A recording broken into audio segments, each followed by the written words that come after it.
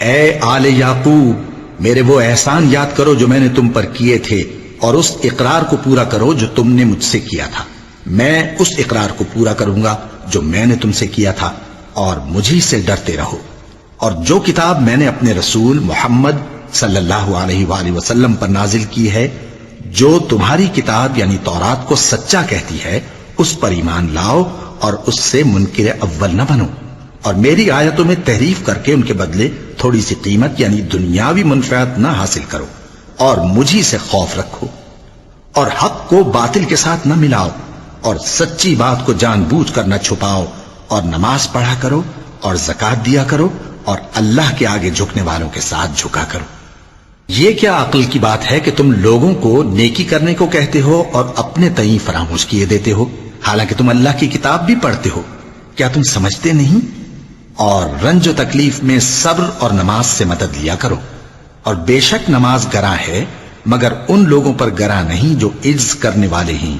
جو یقین کیے ہوئے ہیں کہ وہ اپنے پروردگار سے ملنے والے ہیں اور اس کی طرف لوٹ کر جانے والے ہیں۔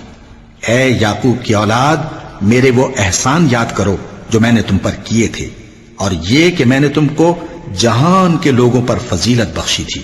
اور اس دن سے ڈرو جب کوئی کسی کے کچھ بھی کام نہ آئے، اور نہ کسی کی سفارش منظور کی جائے، اور نہ کسی سے کسی طرح کا بدلہ قبول کیا جائے، اور نہ لوگ کسی اور طرح مدد حاصل کر سکیں۔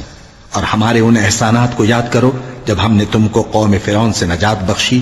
وہ لوگ تم کو بڑا دکھ دیتے تھے، تمہارے بیٹوں کو تو قتل کر ڈالتے تھے اور بیٹیوں کو زندہ رہنے دیتے تھے، اور اس میں تمہارے پروردگار کی طرف سے بڑی سخت آزمائش تھی۔ اور جب ہم نے تمہارے لیے سمندر کو پھاڑ دیا، پھر تم کو تو نجات دی اور فرعون کی قوم کو غرق کر دیا، اور تم دیکھ رہے تھے۔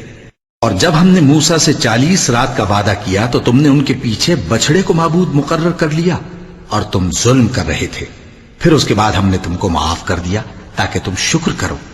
اور جب ہم نے موسیٰ کو کتاب اور معجزے عنایت کیے تاکہ تم ہدایت حاصل کرو۔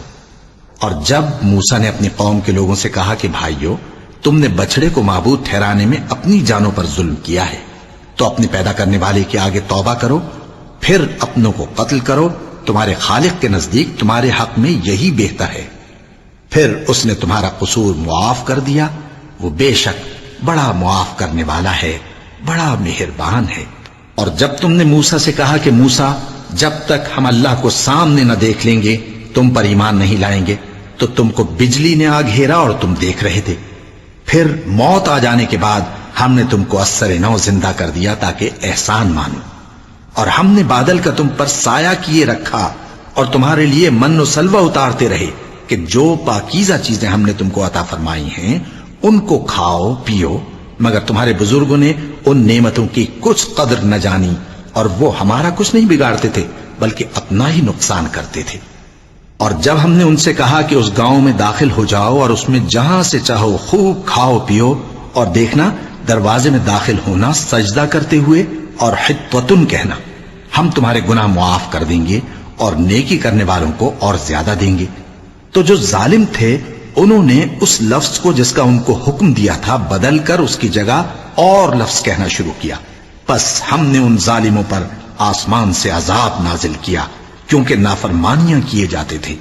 اور جب موسیٰ نے اپنی قوم کے لیے ہم سے پانی مانگا تو ہم نے کہا کہ اپنی لاٹھی پتھر پر مارو۔ انہوں نے لاٹھی ماری تو اس میں سے 12 چشمے پھوٹ نکلے، اور تمام لوگوں نے اپنا اپنا گھاٹ معلوم کر کے پانی پی لیا۔ ہم نے حکم دیا کہ اللہ کی عطا فرمائی ہوئی روزی کھاؤ اور پیو، اور زمین میں فساد نہ کرتے پھرنا۔